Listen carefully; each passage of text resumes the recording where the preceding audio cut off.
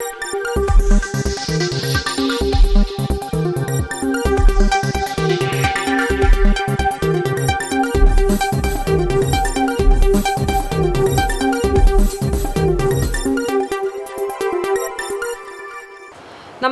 നിളയോര വിശേഷങ്ങളിലേക്ക് സ്വാഗതം.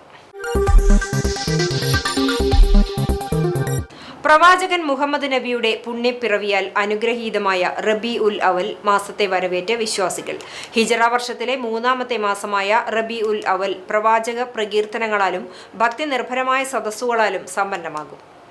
ഓഗസ്റ്റ് 13 വ്യാഴാഴ്ച ഹിജറ വർഷത്തിലെ രണ്ടാം മാസമായ സഫർ 29 റബിയുൽ അവൽ മാസപ്പിറവി ദൃശ്യമായത്.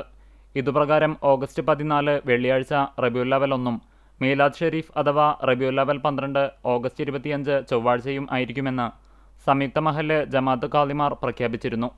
റബിയുൽ അവൽ മാസപ്പിറവിയോടെ സംസ്ഥാനത്തെ വിവിധ മസ്ജിദുകളിലും വീടുകളിലും ഒരു മാസം നീണ്ടു നിൽക്കുന്ന മൗലീദ് പാരായണങ്ങൾക്കും പ്രവാചക പ്രകീർത്തന സദസ്സുകൾക്കും തുടക്കമായി.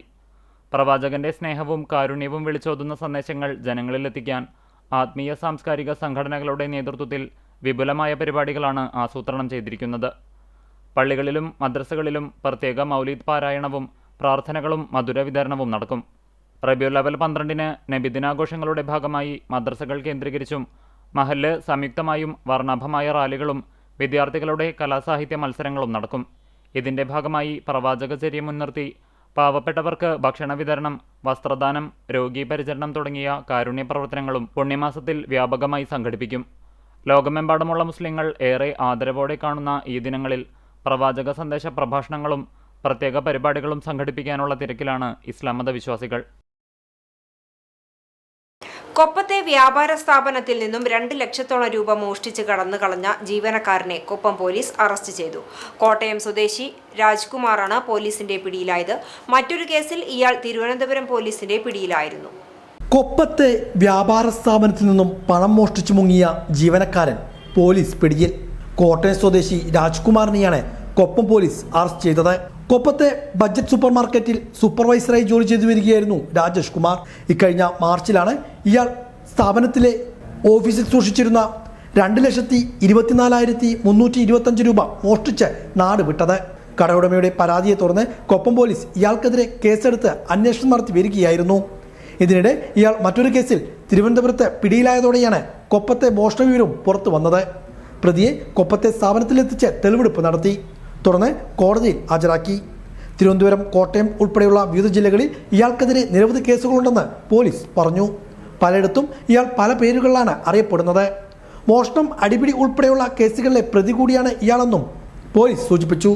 കൊപ്പം എസ്.ഐ നന്ദകുമാറിന്റെ നേതൃത്വത്തിലായിരുന്നു അന്വേഷണം നടത്തിയത്. രാത്രി വെളിച്ചവും മുന്നറിയിപ്പുമില്ല. കൂറ്റനാട് വലിയ പള്ളിക്ക് സമീപം നിർമ്മാണത്തിലിരിക്കുന്ന കലുങ്കിലേക്ക് ബൈക്ക് പാഞ്ഞു കയറി അപകടം. ഒരാൾക്ക് ഗുരുതര പരിക്ക്. റോഡ് നിർമ്മാണത്തിന്റെ ഭാഗമായി പണിയുന്ന കലുങ്കിലേക്ക് ബൈക്ക് കയറിയാണ് യുവാവിന് ഗുരുതരമായി പരിക്കേറ്റത്. കഴിഞ്ഞ ദിവസം രാത്രി കൂറ്റനാട് വലിയ പള്ളിക്ക് സമീപമായിരുന്നു അപകടം.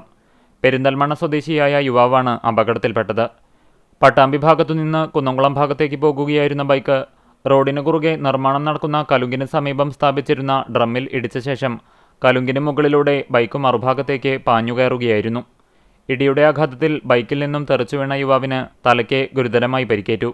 അപകട ഭീഷണിയുള്ള സ്ഥലത്ത് കൃത്യമായ സുരക്ഷാ മുന്നറിയിപ്പുകളോ വെളിച്ചമോ ക്രമീകരിക്കാത്തതാണ് അപകടത്തിന് കാരണമായതെന്ന് പ്രദേശവാസികൾ ആരോപിക്കുന്നു. രാത്രികാലങ്ങളിൽ യാത്രക്കാർക്ക് വ്യക്തമായി കാണാൻ സാധിക്കുന്ന രീതിയിലുള്ള മുന്നറിയിപ്പ് ബോർഡുകൾ അടിയന്തരമായി സ്ഥാപിക്കണമെന്ന ആവശ്യവും ശക്തമാണ്.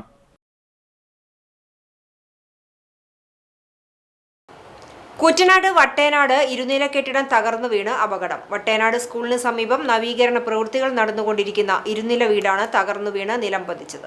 വ്യാഴാഴ്ച രാത്രി 9:30 സംഭവം. കൂറ്റനാട് വടക്കേതിൽ ആരിഫിന്റെ വീടാണ് തകർന്നത്. ഏകദേശം 12 വർഷം മുമ്പ് നിർമ്മിച്ച വീടാണിത്. നിർമ്മാണം പൂർണ്ണമാകാതെ ഏറെക്കാലമായി ആളൊഴിഞ്ഞ നിലയിലായിരുന്നു. എന്നാൽ അവശേഷിച്ച നവീകരണ പ്രവൃത്തികൾ പൂർത്തീകരിച്ചു വരുന്നതിനിടെയായിരുന്നു അപകടം. ദിവസങ്ങൾക്ക് മുമ്പാണ് നവീകരണം പുനരാരംഭിച്ചത്.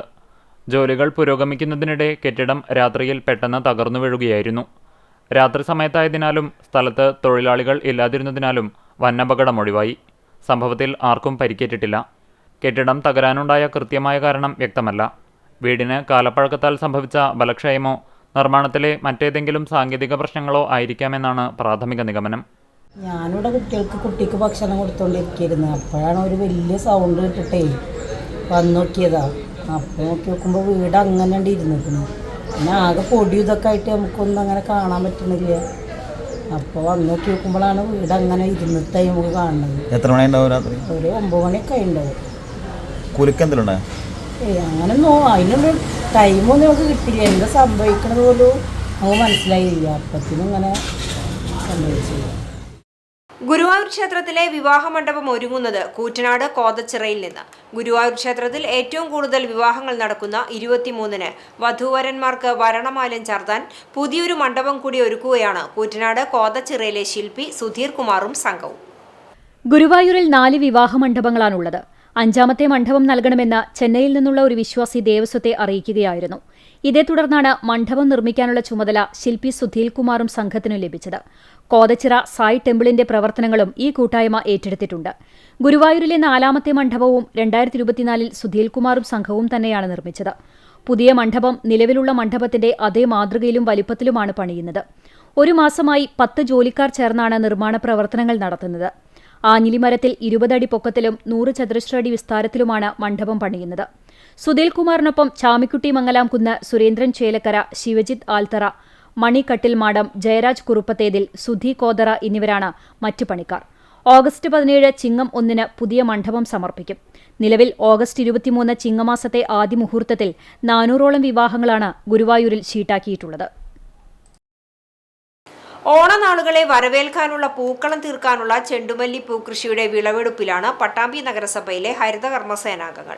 വള്ളൂർ പറക്കാടാണ് ഹരിതകർമ്മസേനാംഗങ്ങളുടെ നേതൃത്വത്തിൽ ചെണ്ടുമല്ലി പൂക്കൃഷി ഇറക്കിയിരിക്കുന്നത്. പട്ടാമ്പി നഗരസഭയിലെ വള്ളൂർ പറക്കാട് പ്രദേശത്താണ് ഹരിതകർമ്മസേന അംഗങ്ങളായ സരള, സുനിത, രാധിക എന്നിവർ ചേർന്ന് ചെണ്ടുമല്ലി പൂക്കൃഷി നടപ്പാക്കിയിരിക്കുന്നത്. ഓണവിപണി ലക്ഷ്യമിട്ടുകൊണ്ടാണ് ഇവിടെ പൂക്കൃഷി ആരംഭിച്ചിട്ടുള്ളത്. കൃഷിയിലെ വിളവെടുപ്പ് ആരംഭിച്ചു. നഗരസഭാ വൈസ് ചെയർപേഴ്സൺ അസ്ന അനീഫ വിളവെടുപ്പിന്റെ ഉദ്ഘാടനം നിർവഹിച്ചു. വാർഡ് കൗൺസിലർ ലതാകുമാരി അധ്യക്ഷയായിരുന്നു. പൂക്കൾ ഗുരുദേങ്കാവ് ക്ഷേത്രത്തിലേക്ക് കൈമാറുകയും ചെയ്തു. ഞാങ്ങാട്ടിരി ഭഗവതി ക്ഷേത്രത്തിലെ ഗജപൂജയും ആനയൂട്ടും ഭക്തി നിർഭരമായി. 4 ആനകളാണ് ഗജപൂജയിലും ആനയൂട്ടിലും പങ്കെടുത്തത്. ഞാങ്ങാട്ടിരി ബോധിക്ഷേത്രത്തിൽ രാമായണ മാസാചരണത്തിന്റെ ഭാഗമായാണ് അഷ്ടദ്രവ്യ മഹാഗണപതി ഹോമം, ഗജപൂജ, ആനയൂട്ട് എന്നിവ നടത്തിയത്.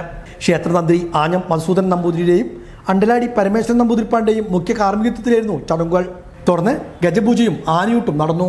4 ആനകളാണ് ഗജപൂജയിലും ആനയൂട്ടിലും പങ്കെടുത്തത്.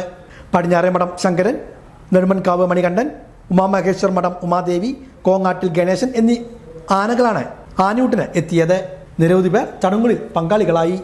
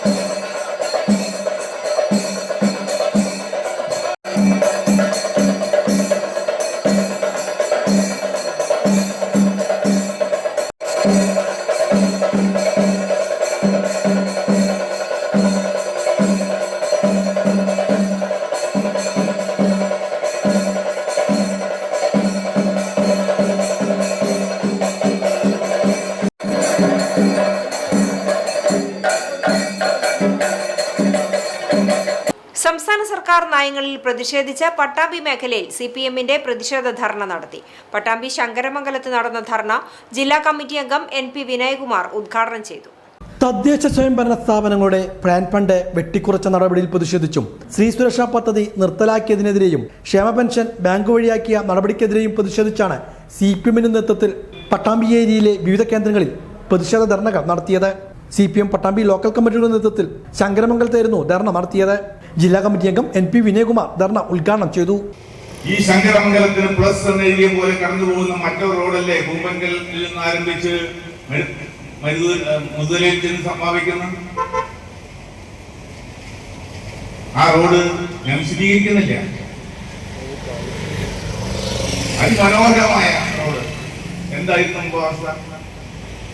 ഞാൻ നേരത്തെ മുതലിലേക്കും പള്ളിപ്പുറത്തേക്കോ കമ്മിറ്റികൾക്ക് പോകാൻ ഓട്ടോറിക്ഷ വിളിച്ചിട്ട് പോകാൻ കഴിയുമായിരുന്നു. ഭയങ്കര ബുദ്ധിമുട്ട് പ്രയാസമായിരുന്നില്ലേ? കേരളത്തിലെ പ്രധാനപ്പെട്ട റോഡുകളെല്ലാം ഇതുപോലെ മാറ്റം വന്നില്ലേ? National highway